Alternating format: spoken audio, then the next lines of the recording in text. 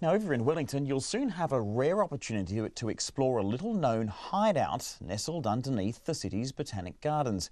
An underground bunker built to protect the capital during the so-called Russian scare of the late 1890s is being opened up to the public in a few weeks' time. The bunker's been sealed off for decades and only opened intermittently. Our reporter Laura Donney went to check it out. High up in the hills of Kelburn, with a perfect view of the harbour and any ships that might sail in, sits the Dominion Observatory. It's a popular tourist site, with cruise ship passengers wandering up from the nearby cable car and locals strolling through. What they, and most Wellingtonians, don't realise is that underground are a series of small rooms, built more than 120 years ago in case of a military attack. Roger Smith is a cartographer who has an office in the Dominion Observatory and an unofficial expert on the area. We're down below in tunnels built in the 1890s in response to a perceived threat that the Russians were going to sail their navy into Wellington Harbour. And this is there's 5 other installations around Wellington that were built at the same time in response to the Russians. Places like Fort Balance and Fort Kelburn. There's not much left of them. This is probably about the most complete one, I would think. The Russians never turned up, of course. The pit the gun sat in has been filled in, but a tunnel heads down under the observatory to where ammunition was stored. Underground it's pitch black and smells musty with the faintest hint of gunpowder. Well, where we are at the moment, we're in the magazine, and so we've got different rooms for the shells, the shell store here behind me, the cartridge store and the powder room. Yeah. And the rest would have just been where the gun...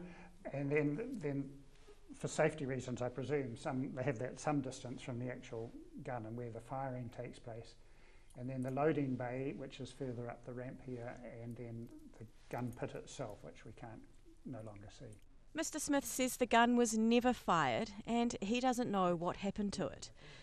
He says the tunnels also have scientific significance. We had an American fellow turn up and knocked on the door, and he said, "I'm on my way to Antarctica," he said, "and I've got a gravity meter. I need to calibrate it. I understand there's a point under the building in the tunnels where I can calibrate my gravity meter."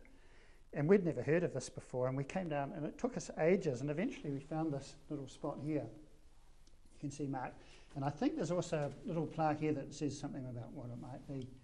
But anyway, he was very happy. He zeroed his gravity meter and took off, and then subsequently we realised that GNS knew about it too, Geological and Nuclear Sciences, and they actually come 2 or 3 times a year to calibrate instruments as well. The observatory above ground was built for timekeeping and to signal ships coming into the harbour so they could set their clocks. It was also the first place in New Zealand earthquakes were measured. Wellingtonians and visiting tourists know very little about what's hidden in the Botanic Gardens. No idea. Are you surprised to hear that? I am surprised. No, I haven't heard about those. That would be good to explore.